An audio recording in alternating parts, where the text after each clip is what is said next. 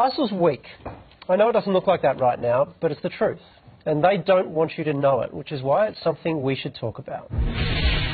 When news broke that more than 130 people had been murdered in Paris, this is how ISIL responded. A group of believers from the soldiers of the Caliphate set out targeting the capital of prostitution and vice, the lead carrier of the cross in Europe, Paris. And really, there's no doubt that this was an Islamist terrorist attack, probably executed under ISIL's flag. What we don't know yet is if the attack was planned, ordered or funded by ISIL's leaders in Syria, because the problem is, this is what ISIL do. They take credit for any act of terrorism on Western soil so that they appear bigger and tougher than they actually are. They did the same thing last year with the shooting at Canada's Parliament and when a bloke ran around New York with a hatchet attacking people. And again, with the Sydney siege.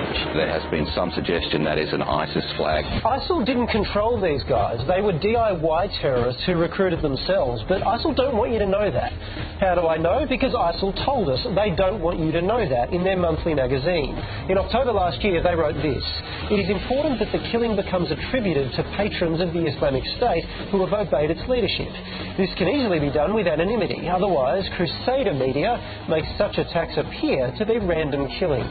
Every time an attack happens, and they do claim it, they're headline news around the world. There's a reason ISIL want to appear so powerful, why they don't want to acknowledge that the land they control has been taken from weak enemies, that they're pinned down by airstrikes, or that just last weekend they lost a significant part of their territory. They really don't have the capacity to hit back against the combat aircraft of the West. ISIL don't want you to know they would quickly be crushed if they ever faced a proper army on a real battlefield. They want you to fear them. They want you to get angry. They want all of us to become hostile, and here's why.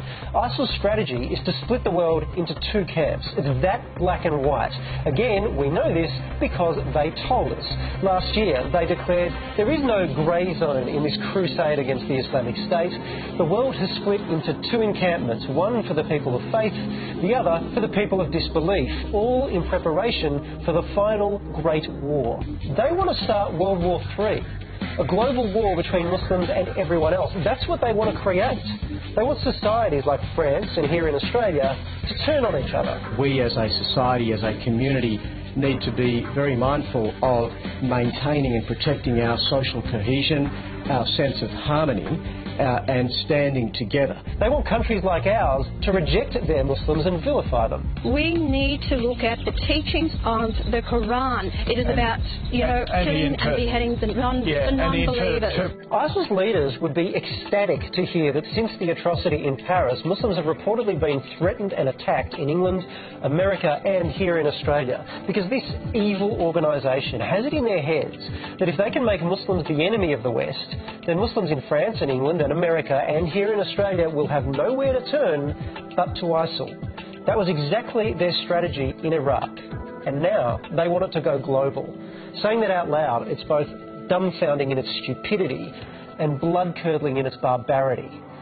We're all feeling a million raging emotions right now. I am angry at these terrorists. I'm sickened by the violence, and I'm crushed for the families that have been left behind. But you know what?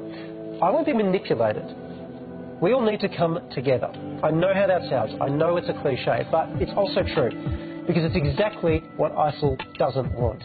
So if you're a member of Parliament, or a has-been member of Parliament, preaching hate at a time when what we actually need is more love, you're helping ISIL. They have told us that.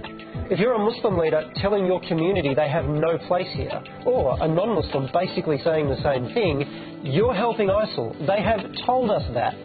Or if you're just someone with a Facebook or Twitter account firing off misguided missives of hate, you're helping ISIL. They've told us that. And I'm pretty sure that right now, none of us wants to help these bastards.